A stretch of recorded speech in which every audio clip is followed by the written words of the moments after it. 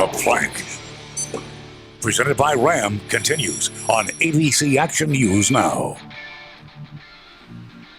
We're not going to start, kicking people off, in the press conference after the game. We're disappointed in Kyle's play today. We have to do a better job with extra points, with field goals when we need them. Those were critical parts of the game. We need to get more production from there. Yes. Just, living day by day right now. Has to get better. You feel at all that the performance today might have cost you? I mean, any day could cost you, whether it was last week, this week.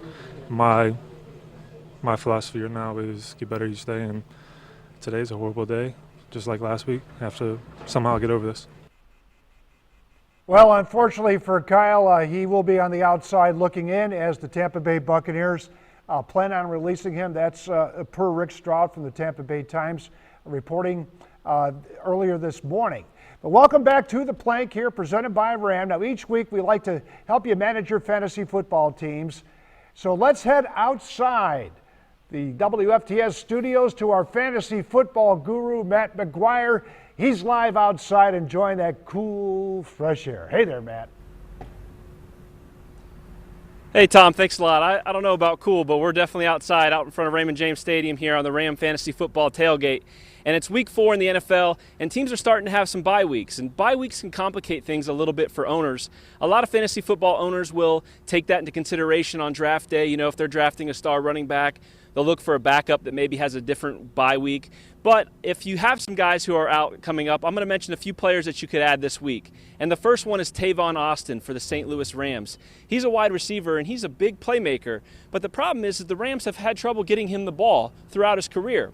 But when he does get the ball in his hands, he makes big plays, and that's exactly what happened last week. Now, he had 6 catches for 98 yards and a touchdown, and he added another 20 yards rushing. So the Rams are definitely getting creative on ways to get him the ball. And I really like him, especially during home games. Seeing him on that turf, it reminds me of the days of the Greatest Show on Turf where the Rams were running all over the field. So look for TAVON Austin if he can continue to get the ball in his hands about 6 to 10 times, to have a really good success throughout the rest of the season. Another player that I want to mention is Leonard Hankerson. He's a wide receiver for the Atlanta Falcons. And the Falcons are a surprise team so far this year, being 4-0. And everyone knows about Julio Jones and Roddy White at the wide receiver position there in Atlanta. But Leonard Hankerson's a guy who's come on really strong this season. In fact, he's kind of supplanted Roddy White as that number 2 wide receiver behind Julio Jones for the Falcons. And if you look at the targets for Roddy White compared to Leonard Hankerson, Hankerson's actually had 29 targets this year compared to White's 13. So that means Hankerson, I think, is going to get the majority of the production at that number 2 wide receiver. And if you look at his average, 75 yards a game over the last 3 weeks with 2 touchdowns. Last week he had a big game with 6 catches, 103 yards and a touchdown. What's even more impressive about that, the Falcons didn't even throw a pass in the fourth quarter because the game was such a blowout. So I really like Leonard Hankerson going forward. Another player that I like is at the tight end position, and that's Gary Barnidge for the Cleveland Browns.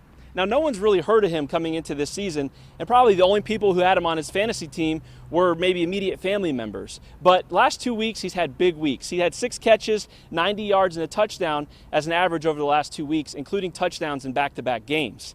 Now, the Browns, another reason why I like this guy, the Browns throw the ball about 40 times a game. And he's really been a proven guy who can catch the ball in the red zone as a big tight end. So if you need help at tight end heading into a bye week, you can look at Gary Barnidge for the Cleveland Browns. Now, the last guy I want to talk about is RONNIE HILLMAN for the Denver Broncos. He's somebody that this week I'm saying you might want to stay away from. Now, running backs are hard to come by in fantasy football, especially ones that run for over 100 yards and a touchdown like HILLMAN did last week. But I want to point out that most of those yards came on one play, a 72-yard touchdown run, which actually was the largest play from scrimmage from a running back this season. So, you want to keep that in consideration. C.J. Anderson's still there in Denver. He gets a lot of carries. Peyton Manning still throws the ball a lot in Denver. And Denver's only averaging 78 yards a game running. That's 4th worst in the NFL. So when you take all that into account, I'm not too big on RONNIE HILLMAN. Well, Tom, that's all I've got for the Ram Fantasy Football Tailgate this week. Back to you in the studio. Matt, thanks a lot for your picks. And folks, we're going to be right back with more of The Plank right after this.